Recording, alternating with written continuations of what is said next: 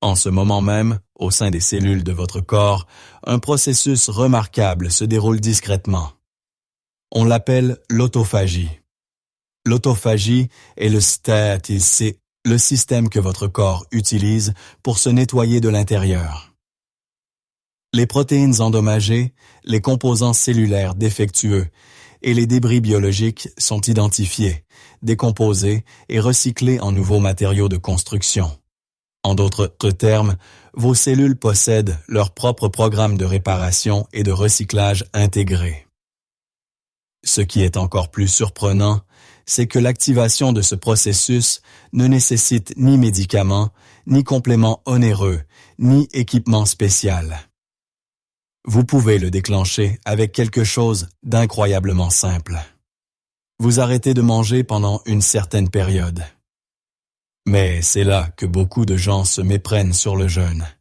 Ne pas manger pendant quelques heures ne déclenche pas instantanément une combustion intense des graisses ou une réparation cellulaire profonde. Votre corps suit une chronologie biologique très précise. Différentes choses commencent à se produire à différentes heures. Et une fois que vous aurez compris cette chronologie, vous saurez exactement quand votre corps commence réellement à brûler les graisses, quand votre cerveau commence à passer au cétone, et quand l'autophagie commence à s'accélérer au cœur de vos cellules. La plupart des gens pensent que le jeûne consiste simplement à consommer moins de calories. Si vous sautez un repas, on suppose que vous réduisez simplement votre apport quotidien. Rien de plus. Mais au niveau biologique, votre corps réagit à quelque chose de totalement différent. Il réagit au temps. Le temps qui s'écoule sans nourriture modifie le fonctionnement de votre métabolisme. À l'intérieur de votre corps, il existe deux principaux systèmes de carburant. Le premier fonctionne au glucose, qui provient principalement des glucides. Le second fonctionne grâce aux graisses corporelles stockées. Après avoir mangé, le glucose pénètre dans votre circulation sanguine et le taux d'insuline augmente. Le rôle de l'insuline est de transporter ce glucose dans vos cellules afin qu'il puisse être utilisé comme énergie. Parce que le glucose est rapide et facile à brûler, votre corps préfère toujours l'utiliser en premier. En même temps, une partie de ce glucose est stockée pour plus tard sous forme de glycogène dans votre foie et vos muscles. Tant que ces réserves de glucose sont disponibles, votre corps continue de fonctionner avec ce carburant rapide. Ce n'est que lorsque ces réserves de glycogène commencent à diminuer que votre métabolisme commence à se tourner vers les graisses. Ce qui nous amène à une question beaucoup plus importante. La vraie question n'est pas de savoir si le jeûne fonctionne. La vraie question est de savoir quand votre corps commence réellement cette transition. Quand la combustion des graisses commence-t-elle vraiment? Et quand les systèmes de réparation plus profonds au sein de vos cellules commencent-ils à s'activer? Car la réponse dépend entièrement du nombre d'heures écoulées depuis votre dernier repas. Dès que vous terminez votre dernier repas, l'horloge du jeûne commence techniquement à tourner. Mais sur le plan métabolique, votre corps ne passe pas immédiatement en mode jeûne. Durant les 4 premières heures, votre corps est encore fermement dans ce que les scientifiques appellent l'état postprandial. Cela signifie simplement que votre système dispose encore de beaucoup de carburant entrant pour fonctionner. Votre système digestif est occupé. Votre estomac décompose les aliments en composants plus petits. Vos intestins absorbent les nutriments et les envoient dans la circulation sanguine. Pendant ce temps, votre pancréas continue de libérer de l'insuline pour aider à traiter le glucose qui vient de pénétrer dans votre sang. Comme de l'énergie fraîche arrive encore, votre corps n'a aucune raison de puiser dans ses réserves de carburant stockées. Brûler les graisses n'est pas encore la priorité. En fait, une grande partie de l'énergie de votre corps est temporairement redirigée vers la digestion elle-même. C'est pourquoi, après un repas copieux, beaucoup de gens se sentent lourds, léthargiques ou légèrement somnolents. Votre corps se concentre sur le traitement de ce que vous venez de manger. D'un point de vue métabolique, très peu de graisses sont brûlées de manière significative durant cette première phase. C'est précisément pourquoi des périodes de jeûne très courtes n'entraînent généralement pas de changement métabolique majeur. Environ 4 heures après votre dernier repas, votre corps commence à entrer dans une transition subtile mais importante. L'apport de nutriments fraîchement absorbés ralentit. Votre glycémie se stabilise progressivement et les niveaux d'insuline commencent à baisser. Dans le foie, les réserves de glycogène commencent à diminuer à mesure qu'elles sont libérées pour maintenir votre taux de sucre sanguin stable. Votre corps ne brûle pas encore totalement les graisses, mais il se prépare à ce changement. Pour maintenir un approvisionnement énergétique stable, le foie intensifie un processus appelé néoglucogénèse. Il s'agit de la création de nouveaux glucoses lorsque la nourriture n'arrive plus. Il le fait en utilisant des matériaux déjà présents dans le corps, notamment certains acides aminés issus des protéines et le glycérol libéré lors de la décomposition des graisses. Pour beaucoup de gens, c'est la partie la plus inconfortable du jeûne. La faim commence à se faire sentir. Votre esprit peut s'égarer plus souvent vers la nourriture. Vous pourriez ressentir le besoin de manger simplement parce que c'est l'heure à laquelle vous le faites habituellement. Ce qui est fascinant, c'est que cette faim n'est pas réellement liée à une pénurie d'énergie. Votre corps possède encore d'énormes réserves de carburant stockées sous forme de graisse corporelle.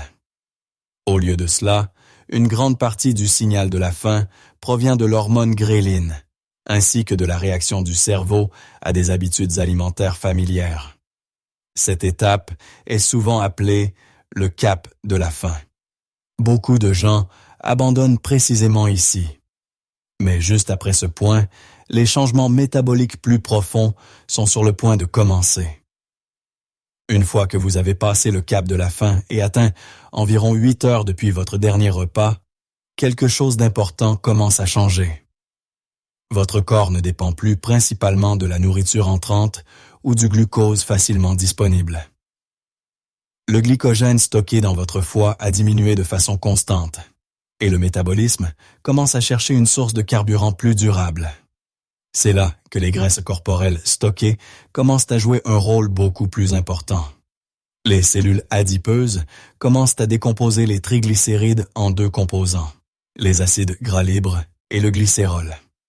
Ces acides gras voyagent par le sang et arrivent au foie, où une partie d'entre eux est transformée en molécules appelées cétones. Les cétones servent de source de carburant alternative pour plusieurs organes, dont le cerveau. À mesure que cette transition se déroule, beaucoup de gens remarquent des changements subtils mais surprenants. Le brouillard mental peut commencer à se dissiper.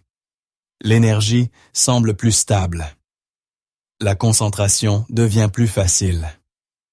Au lieu de fonctionner par bouffées rapides de glucose, le cerveau commence à recevoir un flux de carburant plus régulier.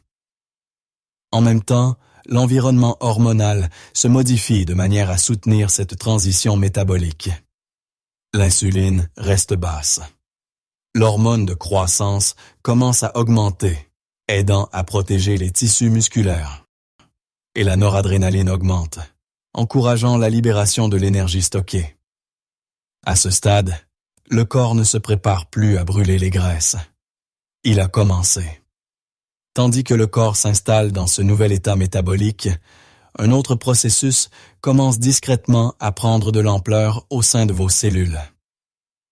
Maintenant que votre système n'est plus occupé à traiter la nourriture entrante, vos cellules peuvent porter leur attention sur la maintenance. C'est là que l'autophagie commence à s'accentuer. L'autophagie fonctionne comme une équipe de nettoyage interne. À l'intérieur de chaque cellule, de petites structures vieillissent, se dégradent ou deviennent inefficaces en permanence. Les protéines peuvent mal se replier. Les mitochondries peuvent s'user. Des fragments de matériaux endommagés peuvent s'accumuler avec le temps. L'autophagie identifie ces composants usés et les décompose. Ce qui est remarquable, c'est que la cellule ne se contente pas de jeter ce matériau. Au lieu de cela, une grande partie des morceaux est recyclée et réutilisée pour construire de nouvelles structures cellulaires. En substance, la cellule transforme les déchets en matière première pour son renouvellement. Grâce à ce système de recyclage, l'autophagie est souvent associée à une meilleure santé cellulaire et à des processus de réparation plus efficaces. Une grande partie de la recherche scientifique sur l'autophagie provient d'études en laboratoire et sur les animaux, et les scientifiques explorent encore la manière exacte dont ces mécanismes se traduisent pour la santé humaine à long terme. Malgré tout, d'un point de vue biologique, c'est l'un des changements les plus fascinants qui commence à s'opérer durant le jeûne.